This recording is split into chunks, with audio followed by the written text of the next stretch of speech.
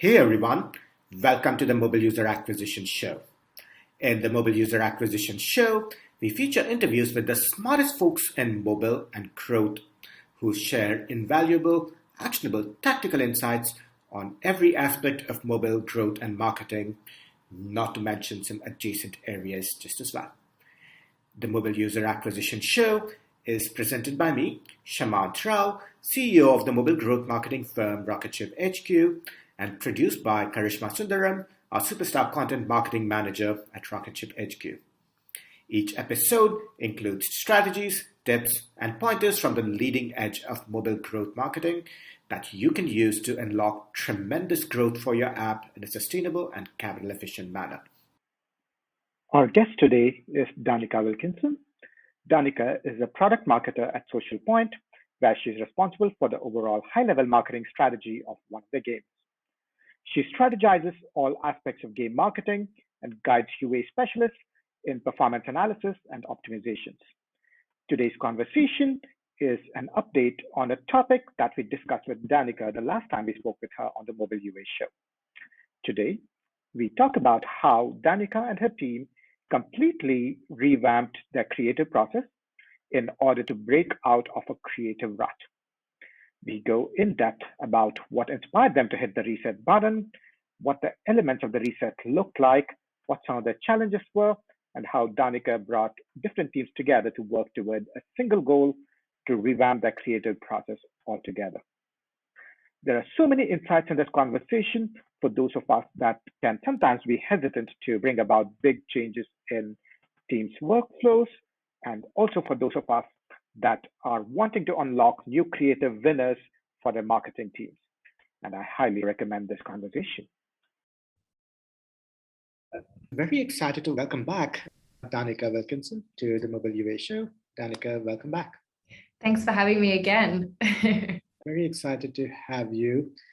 And just for background for folks listening, I think you posted something very tangentially on the socials, and our team really thought that was an interesting update and change compared to what you talked to us the last time about how you guys were testing creatives.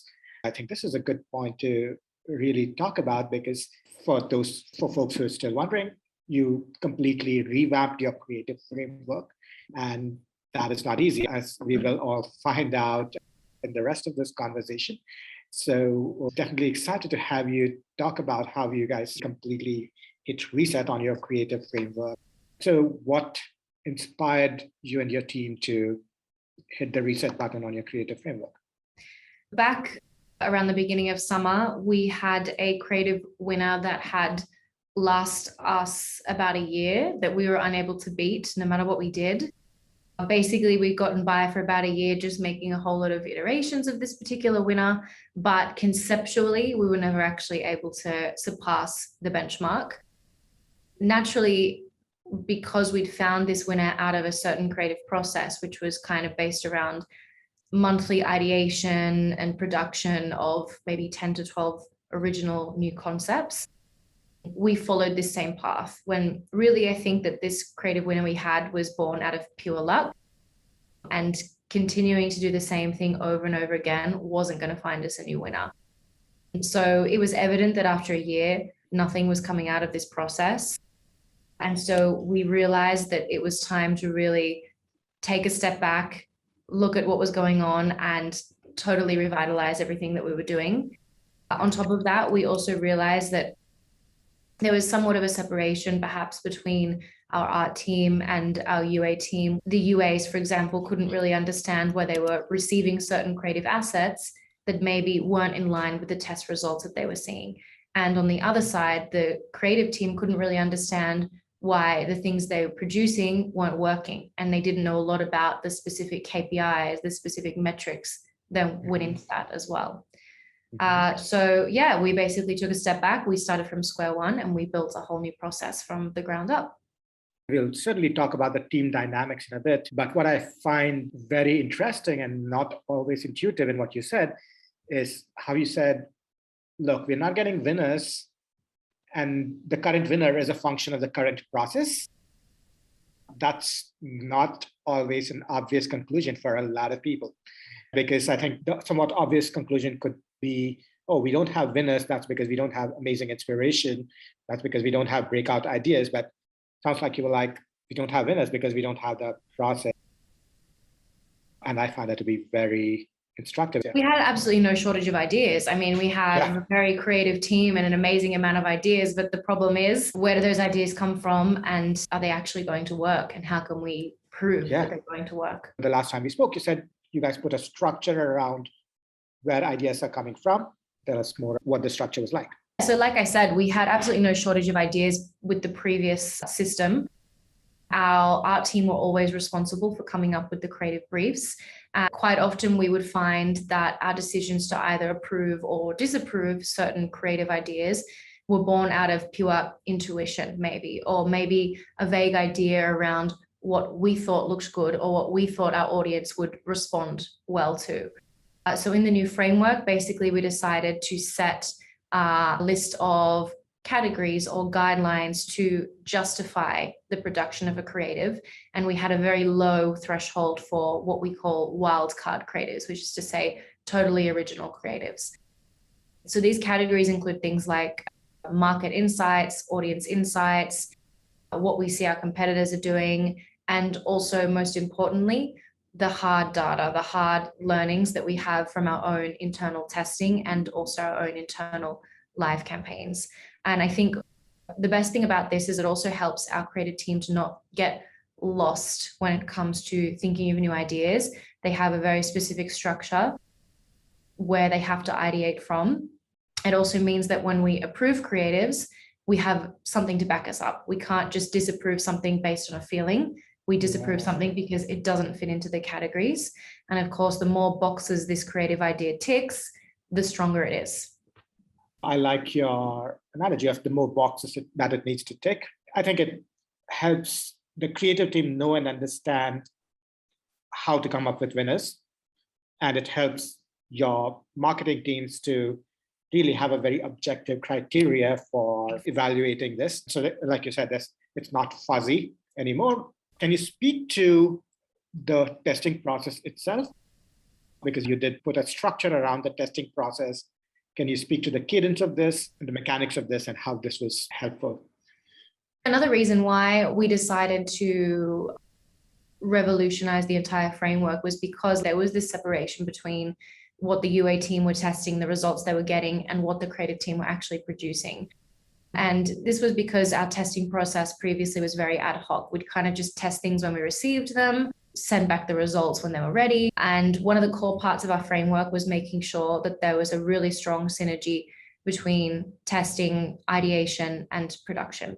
So the easiest way to do this, and it sounds very simple, we put together a very fixed roadmap of when things are to be delivered, when things are to be tested, when the results are to be communicated and analyzed, and then when the decisions are to be made about what is to be produced next. So it was as simple as just picking the days of the week and the time of the day when our artists had to deliver assets and when they should expect to get results about those assets back.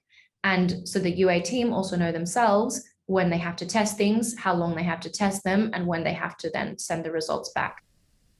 So we usually start the month with kind of a rough idea of the sorts of concepts we're going to develop in that month, how many. But as the month goes on and we learn more about what's working and what isn't, we meet every week and we basically dynamically shift around the building blocks of that roadmap to prioritize things that are more in line with our current winner. Yeah, I think you anticipated one of the other questions I had, which is what happens if things change mid-course, right? So it sounds like you have a monthly process and you are prepared to change the process on the fly. We look at our roadmap like a series of building blocks. And a big part of our framework is being reactive and being flexible. So every week we have a couple of meetings. The first one is where we analyze with a core team, so the core UAs and marketing art lead, what isn't working both in testing and in a live environment. We discuss between all of us. It's a very two-way conversation, what we think that could mean and what we think we should do next. And then we have actually the creative sprint meeting where we rearrange the roadmap accordingly. We align with the artists. We say, okay, are you guys happy to do it like this? Can you fit this in? Usually everything is fine. They work very fast. And yeah, we rearrange the roadmap accordingly. You briefly touched upon the dynamics within the teams, and that can certainly be a huge challenge when you are working with creative folks and marketing UA folks, because marketing and UA folks run testing, they're very quantitative. Creative teams are very qualitative, they run production, and that's very, very different skill sets. It can almost feel like they're talking two different languages. It's just very hard to have them align, talk to each other. What are some of the things that were helpful in bridging this gap between the creative folks and quantitative folks? And can you also speak to where you fit into this structure and how all of this operated? I think one of the things about the previous system that we had in place was quite often the results communication could be a little bit vague. The artists didn't really know a lot about why a creative that they produced did or didn't work, other than we tested it and it failed. So we realized that one of the reasons behind this was because the data literacy of the creative team was really low. So not only did they feel that the BI tools that we used were really inaccessible to them, they also didn't really understand some of the most basic creative metrics such as CTR or IPM and the impact that they actually had on marketing. So for example, a better IPM equals better auction efficiency. So the first thing that we did was we set up these special custom dashboards on our BI tools specifically for the creative team, where they can go and find everything they need. We even put in custom dimensions on these dashboards to basically help them prioritize what to look at, so that there was kind of no difficult work required on their end. Then the second thing we did was we did a 3 or 4 part training session for the creative team, where we really looked at the different metrics and what they mean, and basically helped them to understand that creative actually is at the core of our strategy, especially with a game of this type. And it really helped them to understand how important their role actually is. I think perhaps beforehand, they just felt like they were just churning out assets without any idea of where they went or what impact they had. So it was really about empowering them, and not only to seek the data and to analyze the data and understand it, but also to feel that they are making the biggest impact out of the entire marketing team on the success and the profitability of a game. Then the other thing that was really important, again, was the structure. Like I mentioned before, structuring our weeks, structuring our meetings, making sure the agenda was really specific so that we communicated all of the learnings in a way that they could understand and in a way that they could leverage. And the idea behind this was that we wanted to get learnings from absolutely everything we did, whether it was a success or whether it was a fail. We wanted to get something from it. I guess my role was very much bridging the gap between the UA team, who are very much data focused, and the creative team, who are a lot more artistic, and just trying to eliminate the silo between the two and make them one big holistic team. And it sounds like it was a huge effort, more so toward making sure the creative team are educated about how critical everything they do is. I sort of see the same challenge as well, because I think if you go and ask marketers, they know and intuitively understand how important the creative is. When I've talked to designers, it's not nearly as obvious or clear to them as to how much relies on them. There's millions of dollars at stake that really depend on how performant their creatives are. Yeah.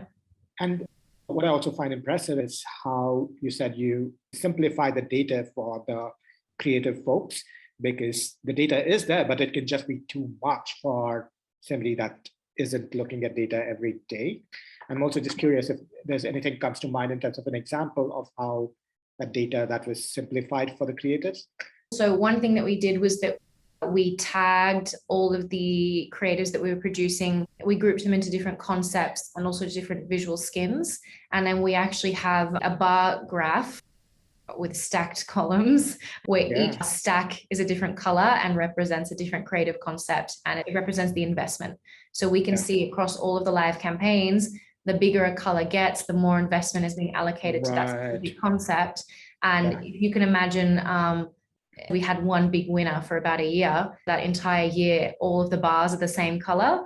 Then the second we implement the creative framework, you have a rainbow of colors just increasing across the board. That's something that's really useful for the creative team, I guess, also to motivate them to say, look at the impact that I'm having, all of this variety, all of this diversity. that I'm creating. That's so smart, because for somebody that's a visual thinker, that's so crystal clear. Exactly. No numbers, it's just colors. And anyone can look at that and say the impact is immediately obvious. This is also something that I feel like I've had to push our quantitative folks about, because I think it's somewhat easy for a quantitative person to say, there's a 10% improvement, I will put this in a statement and people will intuitively get it. And oftentimes when I've had them just basically show a graph instead of a paragraph, it's so much more vivid. In terms of the testing itself, can you speak to the mechanics of how the tests are run? And I recollect you and I talked about some of the different challenges in testing and some of the biases that can be introduced. Can you speak to how do you test? How do you think about some of the biases that can happen? So we now use split testing on Facebook, and I have said in the past, and I still stick by this, that I'm quite anti-split testing on Facebook because I don't think it accurately mirrors a real or a live environment of a campaign. However, at the end of the day, it is the most scientifically viable way to get hard creative learnings, and we wanted to get some kind of learning out of everything we did, whether it was a fail or a win. So basically, because of this, in order to kind of protect ourselves from disrupting live campaigns based purely on split testing results, we added another level of testing whereby anything that beats our control is moved into a secondary quality testing phase, where we then double check retention LTV. So that way we can be extra sure that if we add a new concept into a live campaign, it's not going to tank our metrics. Then as we kind of got deeper into the process, we also realized that we couldn't really paint Facebook and all of our other networks and DSPs with the same brush. We also observed that a lot of competitors were using different creatives depending on the network as well. So we decided to start running tests on a network partner. And then based on these results, we would roll out the new creative assets to other live partners based on order of risk. There are certain partners that are much more sensitive to creative change than others. So by the time we get to the very end of that list, we have to be really, really, really sure that a creative is going to work before we add it into a live campaign. Another difference, I think, is that the metrics that we look at are now different.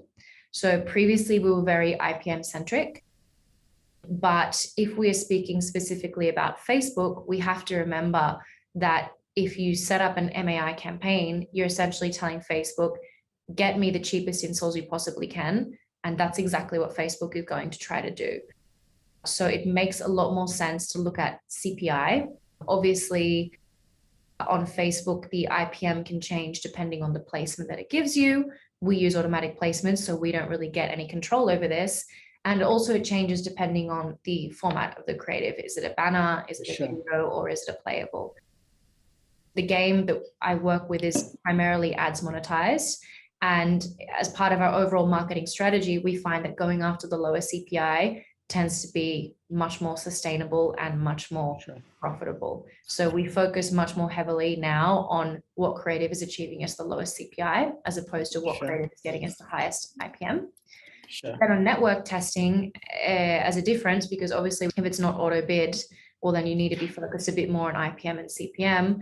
We also look at impression and investment share. Basically, we look at where is the algorithm sending all of the impressions to, because that usually is the best indicator that that creative is the most in line with whatever goal you've set the algorithm. But of course, we do backup checks. We look at retention, LTV, and of course, ROI on our side, just to verify that. That's so interesting. A couple of things jumped out at me as not very intuitive, and I can see why you do that. Number one was what you said about, look, IPM can just depend on the placements it's running on, right? If something's running just on fan, the IPM is going to be completely different. The other thing that was interesting is you're also mitigating the risk by moving everything to a second level of testing before everything goes into a live campaign. That's like a second level of checks, because if something's winning in IPM test doesn't necessarily mean it'll eventually win. And again, it can also give us an extra layer of learnings, because what if something passes that initial test, it gets a lower CPI than the control, we move it into quality testing and the retention or the LTV is poor. We've got a learning to say, okay, something about this creative makes people convert and want to download the game, but what is it that is not then in line with the game that they get, and how can we adapt it accordingly? Absolutely. Speaking to the somewhat ubiquitous topic from the last few months, which is iOS, how does everything you described change for iOS as compared to Android? We test now purely on Android because it's faster and it's cheaper. And of course, we don't have all the blockers that are associated with iOS 14 now. And basically, we just apply the results directly to iOS. Occasionally, we do see a difference between what works between iOS and Android, but it's quite rare. I would say 8 out of 10 times, the results between the two platforms are the same.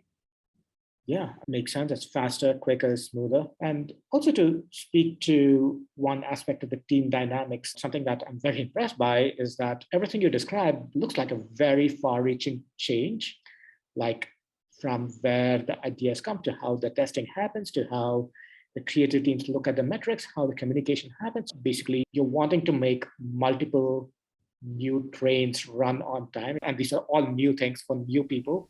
And I don't know if this strikes you as very challenging, but for me, looking from the outside in, seems very staggering. Multiple different people have to change the way they work. And oftentimes that can result in pushback. How did you address this? How did you prepare for a lot of the organizational resistance with far-reaching change like this? Yeah, it's true. Quite often when you try to make such a sweeping change like this, you do worry about stepping on other people's toes or encroaching on somebody else's territory. And you do worry about resistance and pushback. And I think, first of all, I have to say we are very fortunate at Social Point that we have this culture that we call being T-shaped, which essentially means that you can be an expert in your field, but you're expected to branch out, like the letter T, into other fields as well. So nobody is confined into a box. In fact, it's expected of us to be able to do other things outside of our traditional area of expertise. And this, we're very wary of having silos between teams as well. And this is kind of like a logic that we apply not only to, say, in this case, UA and creative collaboration, but also, for example, marketing and product collaborations.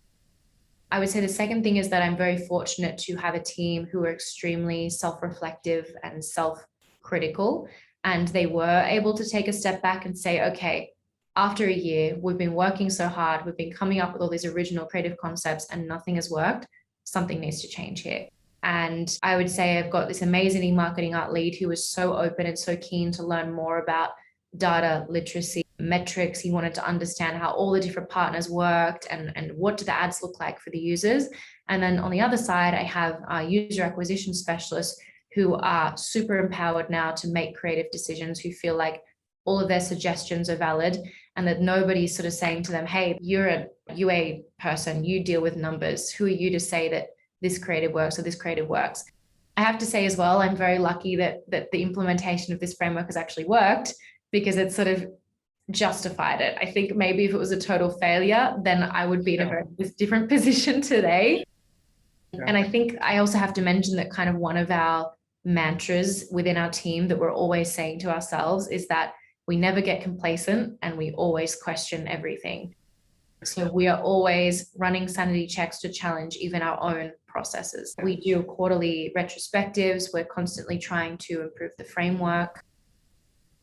So basically my advice to anybody that wants to make a big change such as this, and if they're getting a lot of pushback, would be just to rely on the data. I mean, it's the most basic thing. Like in our case, if you've produced X amount of creatives over X amount of time and you've made very little ground, that is the best proof that something needs to change at a much deeper level. Yeah, and there's so many aspects of what you said that I find impressive, including the fact that it was a company-wide culture thing that led to people being open to this. And also there's an intellectual honesty that you need to look at your metrics and results and say, look, in this graph, everything is one big color and something needs to change. And something you didn't say, but I would call out is a great deal of credit for the success of the initiative would also probably go to the effort you put in to bridge the gap between the creative folks and the quantitative folks. I would say we feel more united than ever. And I would say that team motivation and morale is kind of at an all-time high because we all feel like we now have this one big goal that we're working towards, and everybody has contributed their part as well. That feels magical. Yeah. Definitely makes working a lot more fun. Like you said, it wasn't always easy. You had to basically simplify the BI data. You had to take a step back yourself and say, how do I make this simple for everybody? You did the sessions for your creative team to help them actually make sense of a lot of this. So impressed and so inspired by everything you described, Danika. Right? I know you told us about the rainbow. Can you tell us a bit more about the results of the change in this process? Yeah, I guess if the result wasn't positive, we wouldn't be here talking about it today. So like I said, we had one big winner, one consistent color that we were unable to beat from a year, and we just sustained it through a lot of iterations. Now, in the past 3 or 4 months since we implemented this framework, we have 6 different concepts that work for us. When we include iterations, that equals a total of about 20 different creative assets that are currently working for us in a profitable way. And I would say that the impact of this creative diversity is mostly reflected in our performance. So since we implemented the new creative framework, our ROI on day 3 has increased by 30% in just 3 months. So the results are really obvious. And actually, if you put those 2 graphs side by side, so the evolution of the ROI on day 3 and the colorful bar graph that I described earlier, you can actually pinpoint the exact moment that the creative diversity increases and the trend of the ROI goes up as well. So the impact is extremely obvious and we're all very happy with it. Yeah. I would imagine if you have more creative diversity, you're also reaching different kinds of audiences and users. So I imagine it's easier to scale, but please correct me if that's not quite right. No, I think that this is definitely part of it. But I think the best thing about having so much creative diversity is that you have backups. So you're not just depending on one big winner, and the second that runs out, you lose all of the scale, you lose all the profitability, but rather you're constantly shifting or cycling the budget all around different concepts. So one moment, one concept starts to fatigue, you have 5 others in the pipeline that we know all work perfectly. And we probably have another 5 ideas ready to come in and substitute that 6th one. Ideally, I would like 100, but it's good to have more than one. Certainly. I've been there where we have been reliant on the limited number of creators, and we go into every meeting saying, we hope this does not tank. Glad you have really mitigated that risk just by diversifying. Exactly. You just put your eggs in all of the baskets and the risk is immediately managed or reduced. Certainly. Danika, this is so instructive, much like the last time we spoke. Every time I've spoken to you, I've certainly learned so much. This time's no different. This is perhaps a good place for us to wrap this conversation. It's a pleasure speaking with you. But before we let you carry on, could you tell folks how they can learn more about you and everything you do? Sure. You can go to the Social Point website. You can download my brilliant game Word Life from App Store or Google Play, or you can reach out to me on LinkedIn. Wonderful. We will link to all of that in the show notes. But for now, we will let you carry on with the rest of your afternoon. Thank you so much. Thank you for listening to the Mobile User Acquisition Show. If any of this was helpful or instructive, I would love for you to leave us a review or rating on iTunes, Stitcher, Overcast, or wherever you get your podcast fix. This podcast takes a ton of time, effort, and love to produce, and I deeply value every review and every piece of feedback that you share. Thank you for listening, and I will look forward to sharing our next episode soon.